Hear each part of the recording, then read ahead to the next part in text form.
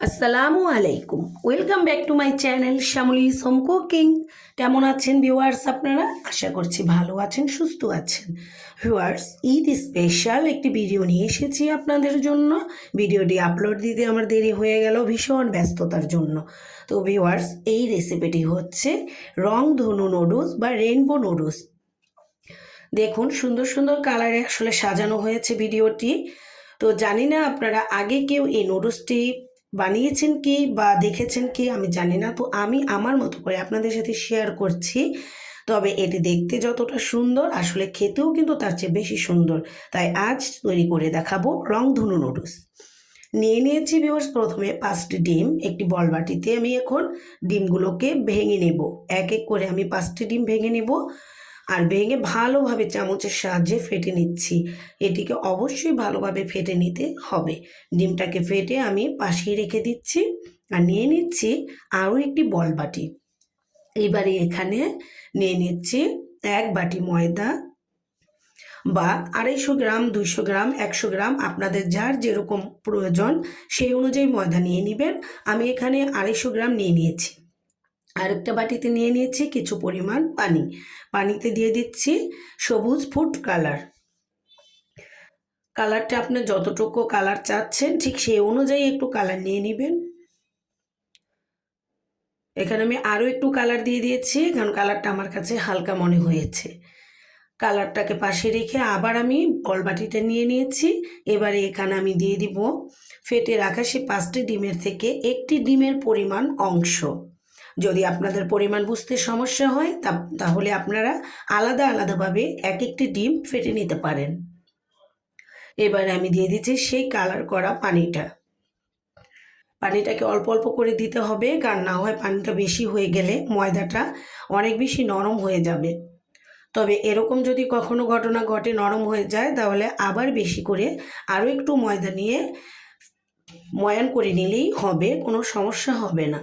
তো এখন আমি ডিম, ময়দা আর কালার পানি একসাথে মিলিয়ে মিশিয়ে ময়ান করে নিয়েছি। দেখুন কালারটা মিলে মিশে গেছে। এবারে আমি এটাকে একটি গোল্লা করে একটি পলিপ্যাকে ঢুকিয়ে রেখে দেব কিছুক্ষণের জন্য। এভাবে আমি যতটা কালার আসলে নিতে চাই বা আপনারাও যতটা কালার নিতে চাইবেন ঠিক ততটা কালারকেই এভাবে প্রথমে গুলিয়ে গুলিয়ে গোল্লা করে পলিপ্যাকের ভিতরে রেখে দিবেন, নয়তো এটি আসলে বাতাসে শক্ত হয়ে যাবে, যে এটা নাকি আপনার নুডলস তৈরিতে সমস্যা করবে। একই প্রসেসিংয়ে আমি আবার একই ময়দা আর একইভাবে রেড কালার নিয়ে নিয়েছি পানিতে। আবার এখানে সেই ডিমের পরিমাণ অনুযায়ী নিয়ে আবার একসাথে আমি মিলিয়ে মিশিয়ে এটিকে আসলে পিঙ্ক কালার বা গোলাপি কালার করে নিব। এভাবে আমার যতটা কালার লাগবে আমি প্রত্যেকটা কালার তৈরি করে নিচ্ছি।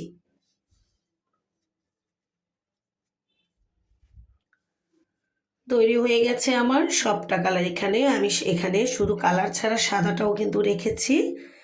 তো এক এক কালার করার পরে এখন আমি সর্বপ্রথম যে কালারটা তৈরি করেছি সেটি হচ্ছে সবুজ। আর সবুজ কালারের গোল্লাটাই আমি আগে নিব, নয়তো এটি বেশি নরম হয়ে যাবে। বের করে নিচ্ছি সবুজ গোল্লাটা। দেখুন কতটা সফট হয়েছে। এবারে আমি এই সবুজটাকে প্রথমে নিয়ে নিব নুডলস তৈরি করার জন্য। এখান থেকে আমি গোল্লা করে আরও 3টা 4টা ভাগ করে নিচ্ছি। তারপরে দেখুন এটা হচ্ছে আসলে মেশিন, যেটাতে সেমাই ভাঙানো হয়, নুডলস ভাঙানো হয়।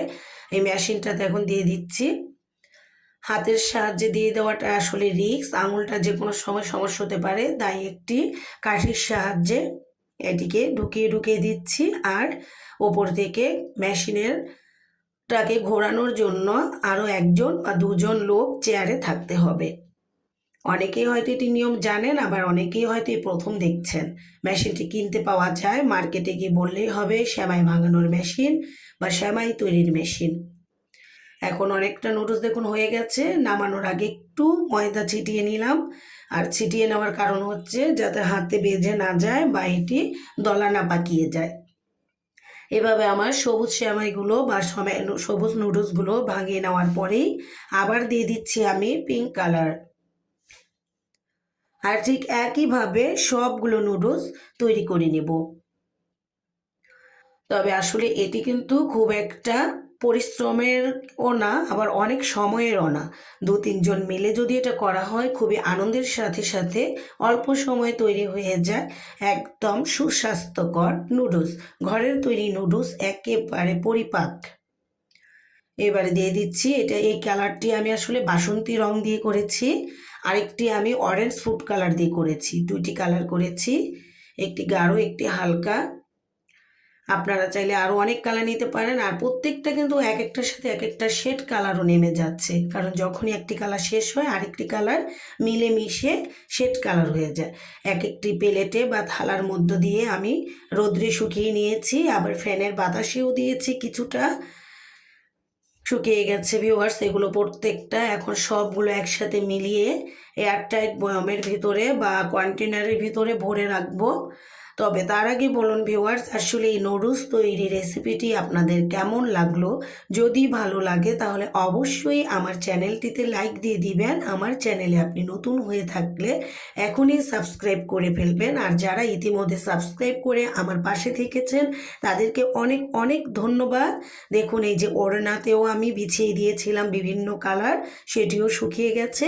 এবার একসাথে সবগুলো নুডলস ভরে রেখেছি এয়ারটাইট কন্টেনারে।